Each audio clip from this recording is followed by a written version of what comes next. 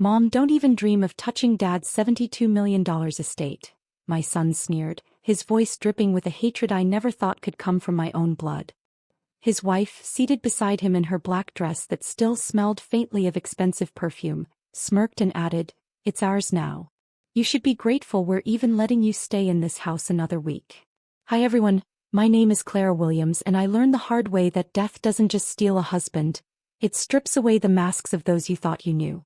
Tell me, how does a son bury his father in the morning, then bury his mother's dignity by night?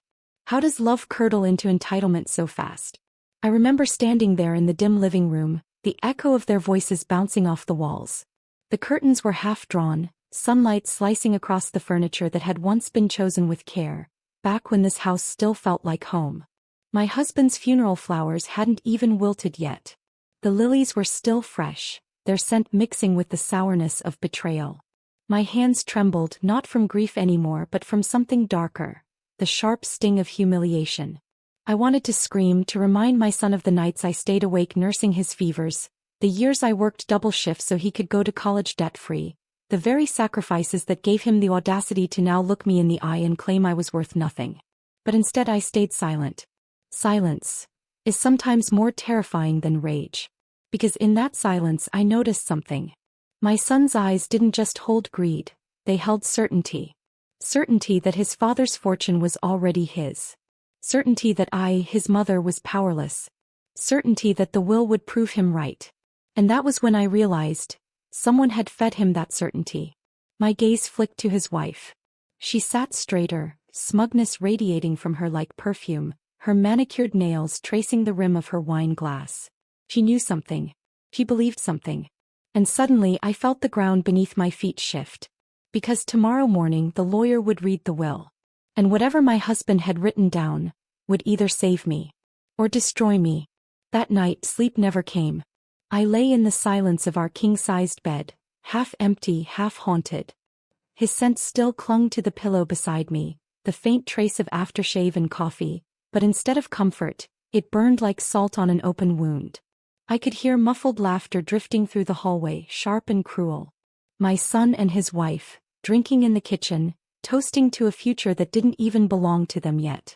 I pressed my hand against my chest, steadying my breath. Was this the family I raised? Or strangers wearing the faces of my loved ones?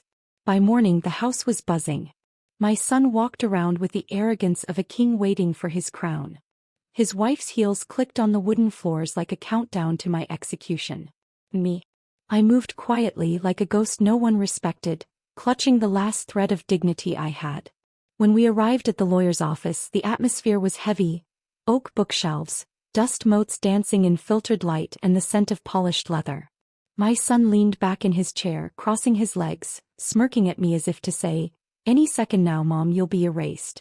The lawyer entered, a thick folder in his hand. His expression was unreadable, the kind of face that had delivered both fortune and ruin countless times. My son's wife leaned over, whispering loud enough for me to hear, "Don't worry, darling.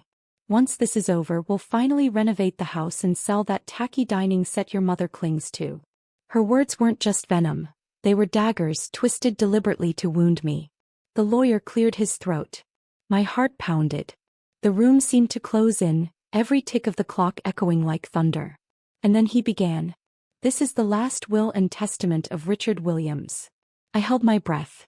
My son's smug grin widened, his eyes glinting with premature victory. He was certain his father's words would crown him king. But as the first sentences spilled into the room, I noticed something odd. The lawyer's tone shifted, carrying weight. His eyes flicked to me just for a fraction of a second before continuing.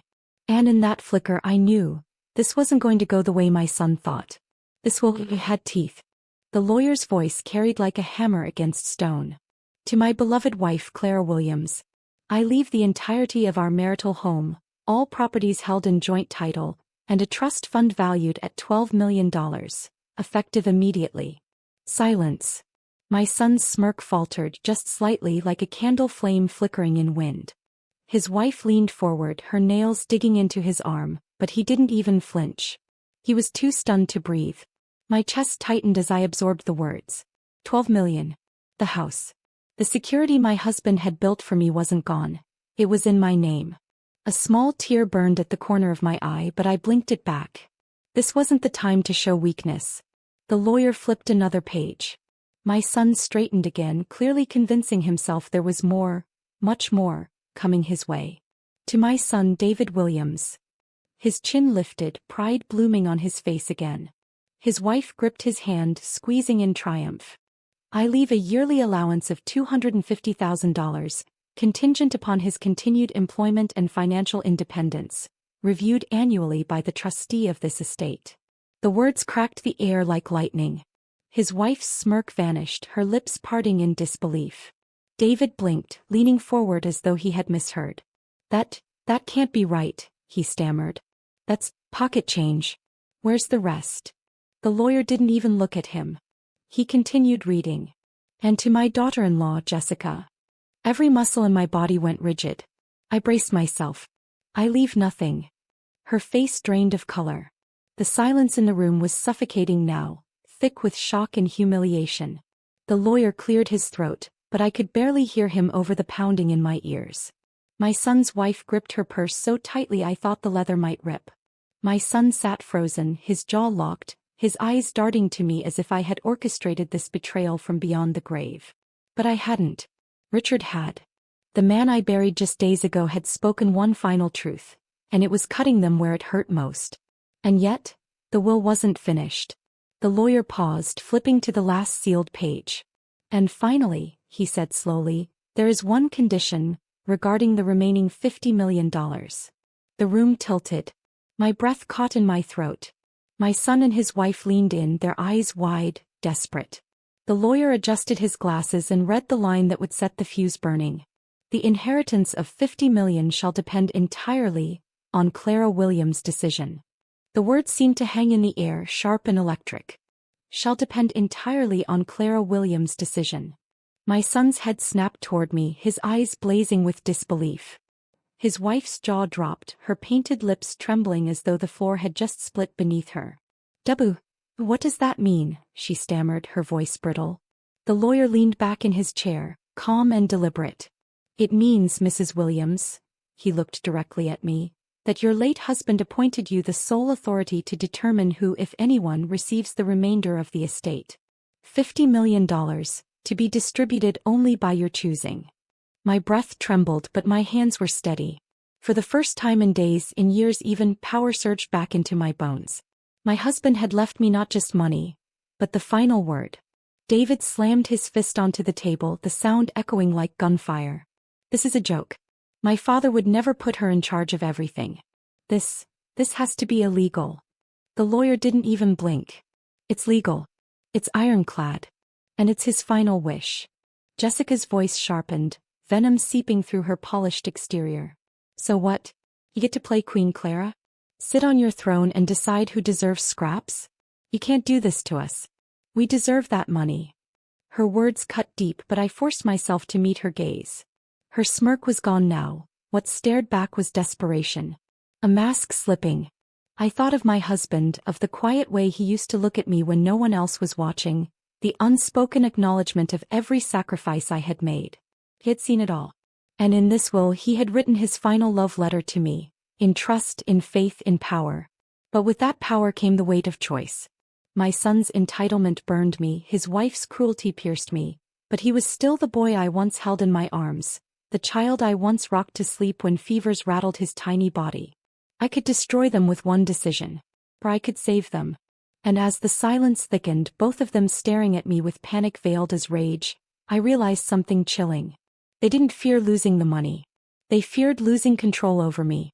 The ride home was suffocating. My son didn't speak to me, not once.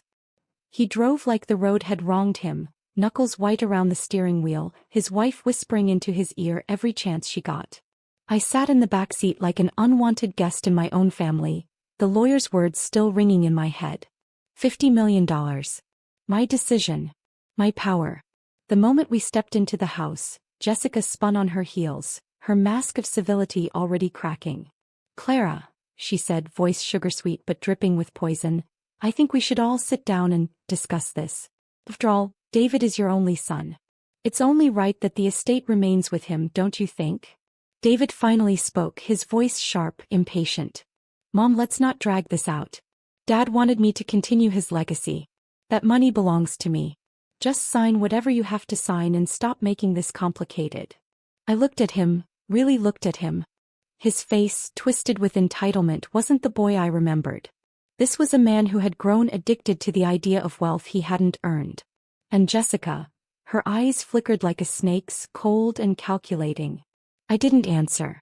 Instead, I walked past them, my heels clicking against the wooden floor, and locked myself in the master bedroom.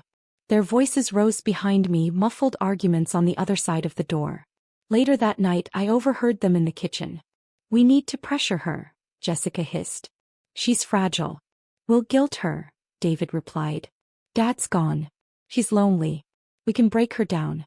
It'll be easy. Easy. That word struck me harder than any insult. They thought I was weak, breakable, disposable. The woman who gave life to one of them and patience to the other. The woman who had stood through every storm for this family. Easy. I lay in bed staring at the ceiling, the house groaning in the night like it shared my grief. My husband's voice echoed in memory, his last days, the way he had gripped my hand and whispered, "You'll know what to do when the time comes." And now I did. Because the truth was, I wasn't fragile. I was waiting. And if they thought they could corner me into surrendering $50 million, they were about to learn just how wrong they were. The next morning the game began. David knocked on my bedroom door with a softness he hadn't used in years. Mom, can we talk? His voice was syrupy, almost childlike, as if the sneer from yesterday never happened. I opened the door. He stood there with 2 cups of coffee, my favorite, cream and sugar, exactly how I used to make it for him when he pulled all-nighters in college. Thought you'd need this, he said, smiling a smile that didn't touch his eyes. Behind him, Jessica hovered like a shadow, pretending to tidy up the hallway. She didn't fool me. She was listening. We sat at the kitchen table. David leaned forward, clasping his hands, the picture of a dutiful son. Mom, I know I said some things out of anger yesterday. I'm grieving. We all are. But you know, Dad wanted me to take care of the family business. That money isn't just about me. It's about responsibility. About carrying on his name. Jessica chimed in, her tone polished, rehearsed.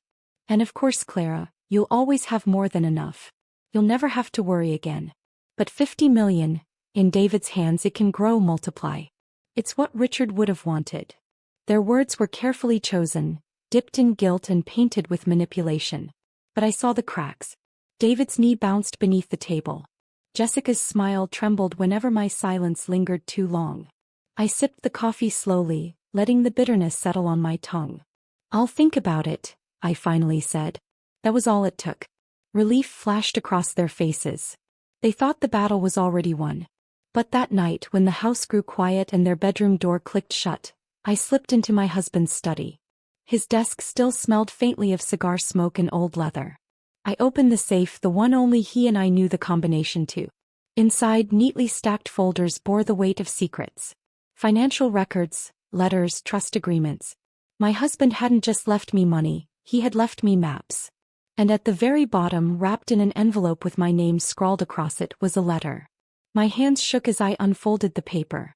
His handwriting stared back at me, firm and deliberate. Clara, if you are reading this, then the wolves are already circling. Do not give them power. You are always the strong one. Trust yourself. Protect what is yours. Tears blurred my vision, but beneath them a fire ignited. Because now it wasn't just about money. It was about honoring the man I buried. And teaching my son and his wife that betrayal has a price. The letter burned in my chest like a second heartbeat. His words were no longer whispers from the grave. They were a command. And I was ready to obey. By morning I wore my grief like a mask. When David and Jessica came down for breakfast, I sat quietly at the table, hands folded, eyes lowered. They saw a woman beaten down, hesitant, pliable. Exactly what they wanted. David placed a reassuring hand on my shoulder. Mom, I know this is overwhelming. But I'll handle it.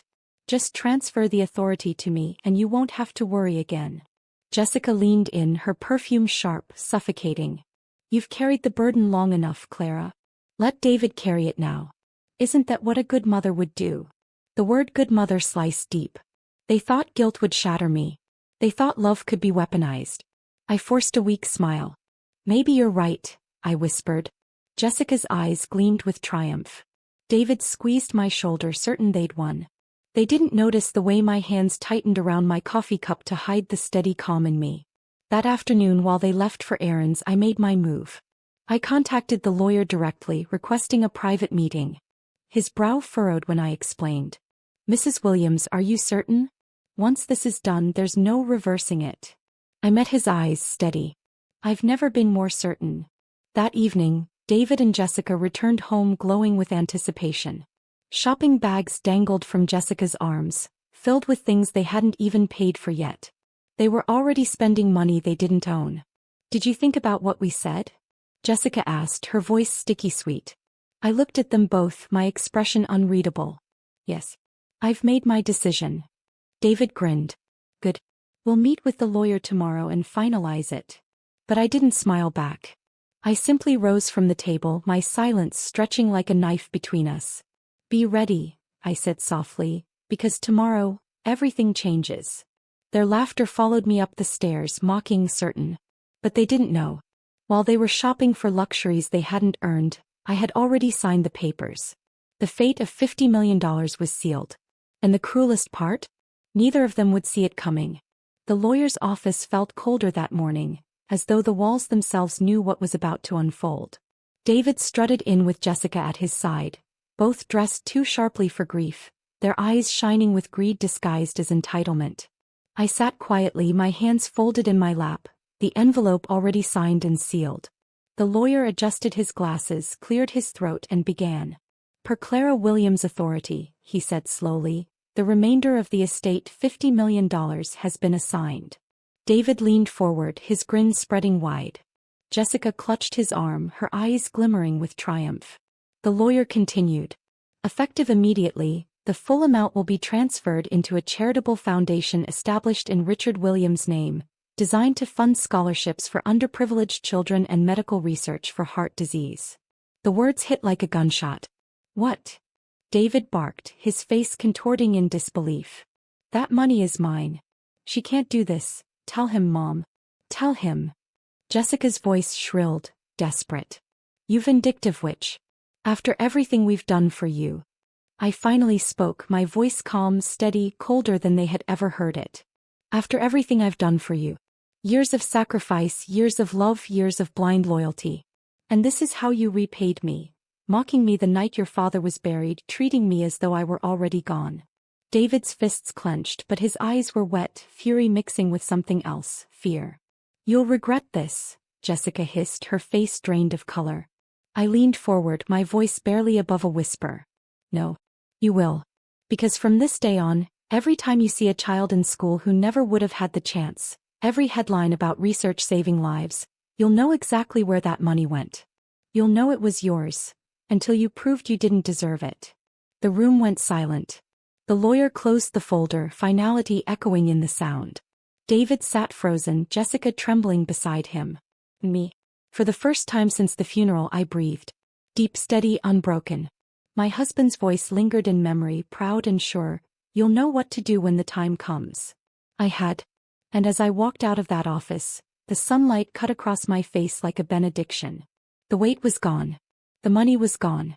The fear was gone. What remained was mine. Dignity, peace, and justice.